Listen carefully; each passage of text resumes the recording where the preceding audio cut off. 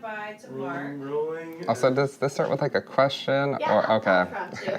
You're like, goddamn. Go ahead, Mark. We'll chat. Scene 103, take 3, common marker Alpha and Bravo. And we're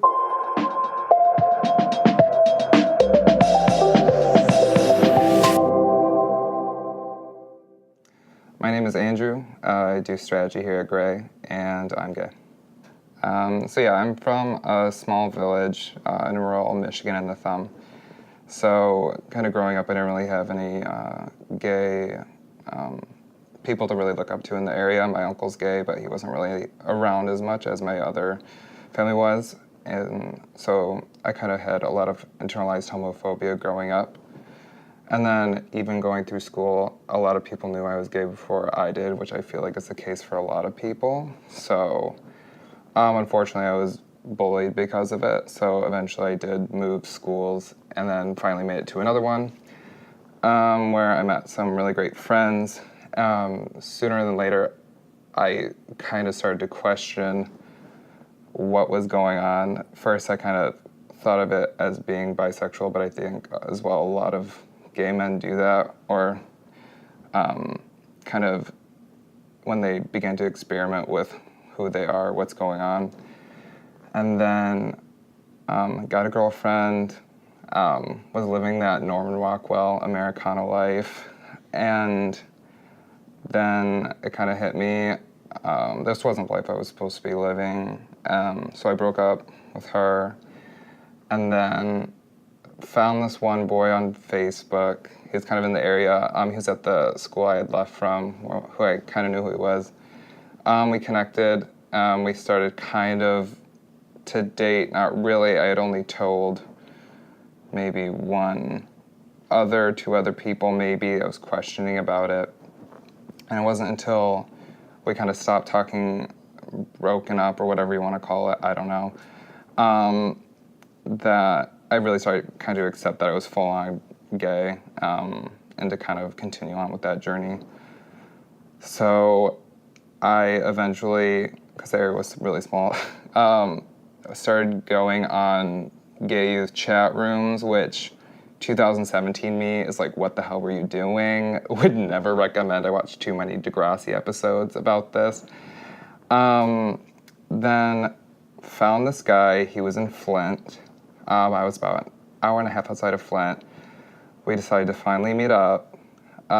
We hit it off, and after a while he invited me to his prom, which was completely insane, because Glee wasn't really around yet. So that whole process was not happening, but I decided to go. Didn't tell anyone, didn't tell my family, said I was staying the night at a friend's house, which is such a lie. I'm pretty sure my parents called it out. But yeah, said I was staying at a friend's house, and we dated for a bit. And then finally I started telling more and more people, and then it wasn't until one day in high school, that senior year, that rumors started to spread about it. I blamed the bus. So if anyone's from like a rural area, the bus is where all the shit's talked. So it was all on the bus. People started finding out. I finally went up to my mom. She was lying down, so I just kind of sat next to her. And then initially came out to her as bi, because I thought it would probably be easier for her to digest, which I don't know why, because her brother's gay as hell. So I thought it'd be fine. And she was totally cool with it. We talked about it for 2 seconds. It was almost like 100% she already knew. Now that I think about it now, the way she did handle it. But at the time, I thought I had opened Pandora's box. I got into my car, turned on My Chemical Romance, drove down the lake shore, and just sobbed my eyes out. So that happened. And then I finally went to my dad's house. It was another day during my senior year.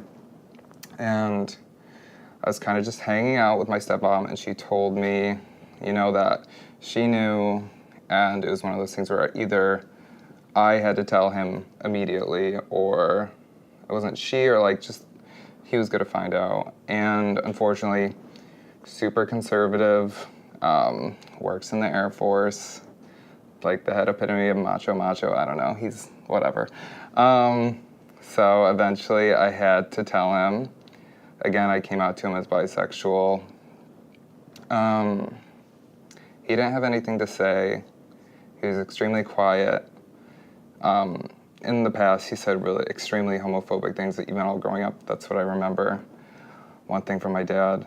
So I left his house, and then we didn't talk for a few days, and then finally he called me, screamed at me on the phone, kind of disowned me for a bit.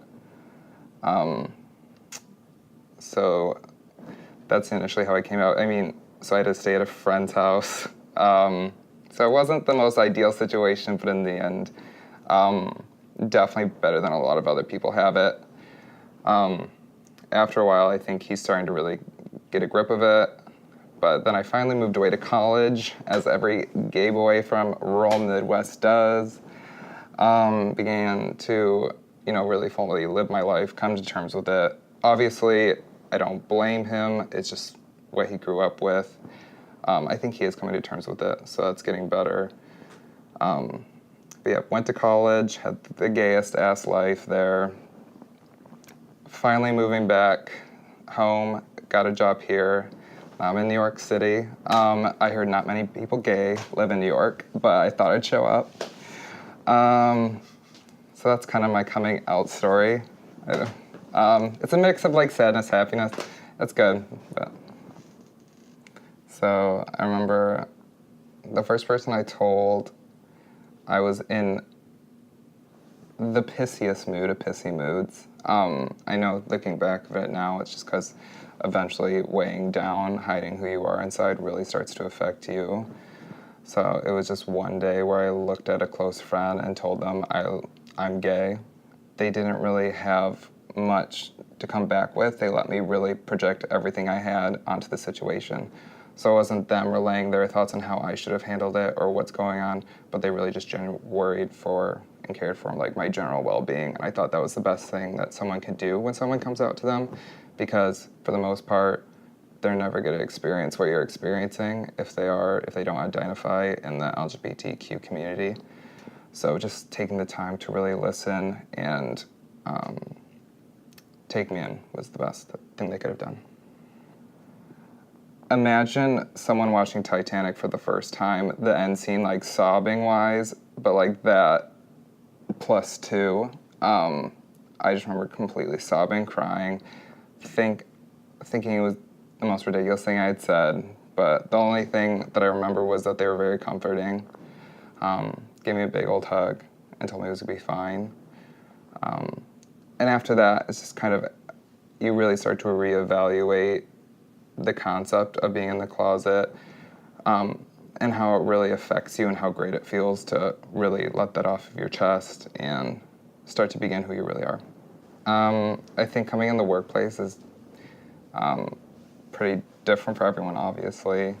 I kind of used things back home growing up in such a small town, kind of just really closely observing my area, like seeing how people said about what politician, or kind of getting a general vibe of the atmosphere I was in. And then once that really took in, I did a complete 180. I was eventually started telling people I was gay as shit. And it didn't really let me affect me.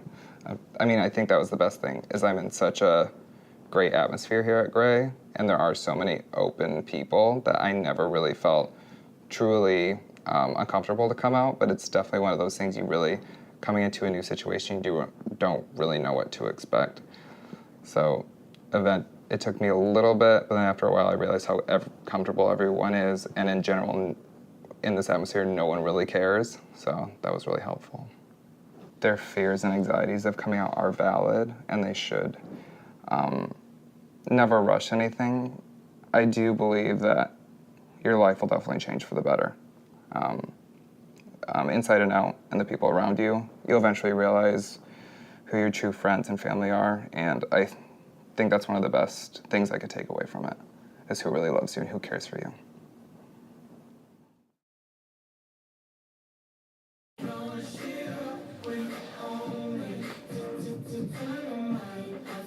That was awesome. And wait, Chris is gonna cue you. Oh, That crap. was good though. I like the Oh. guidance. Okay.